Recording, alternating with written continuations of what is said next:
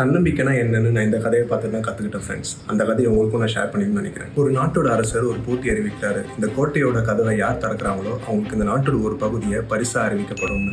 ஆனால் அந்த போட்டியில் தோத்துட்டா அவங்களோட கைகள் வெட்டப்படணும் சொல்றாரு. அந்த ஊர்ல இருக்கிற யாருமே அந்த போட்டிக்கு கலந்துக்க விருப்பப்படல. அங்க இருக்கிற ஒரே ஒரு சின்ன பையனை தவிர. அந்த பையனை சுற்றி இருக்கிற எல்லாருமே அவனை பயமுறுத்துறாங்க. ஒருவேளை உன்னோட கை துண்டிக்கப்பட்டுருச்சுன்னா உன்னோட எதிர்காலமே போயிடும். நீ 2 கை இல்லாம எப்படி பழப்பன்னு கேட்கறாங்க. அதுக்கு அந்த பையன் சிரிச்சுட்டே சொல்றான், ஒருவேளை நான் தோத்துட்டேன்னா என்னோட 2 கைகள் போகும், என்னோட உயிர் போகாது. ஆனா ஒருவேளை நான் ஜெயிச்சிட்டேன்னா நான் அரசர் ஆயிடுவேன், என்னோட எதிர்காலம் ரொம்பவே நல்லா இருக்கும் அப்படின்னு சொல்றான்.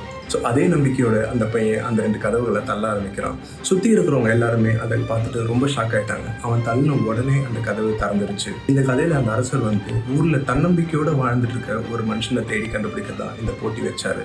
இந்த கதையில வர மாதிரி தான் நம்மளோட வாழ்க்கையிலையும் நிறைய வாய்ப்பு வருது. ஸோ அந்த வர வாய்ப்பை அட்லீஸ்ட் ட்ரை பண்ணி பார்க்கலாம் இல்லையா? ஒருவேளை தோத்துட்டா பரவாயில்ல, நெக்ஸ்ட் டைம் ட்ரை பண்ணிக்கலாம். ஆனால் ஒருவேளை ஜெயிச்சுட்டா அந்த ஒரு விஷயம் நம்மளோட வாழ்க்கையை மாற்றக்கூடிய விஷயமா கூட இருக்கலாம். ஸோ இந்த கதை உங்களுக்கு பிடிச்சிருந்தா இந்த வீடியோ லைக் பண்ணிட்டு உங்களோட ஃப்ரெண்ட்ஸுக்கும் ஷேர் பண்ணிடுங்க. தேங்க்யூ.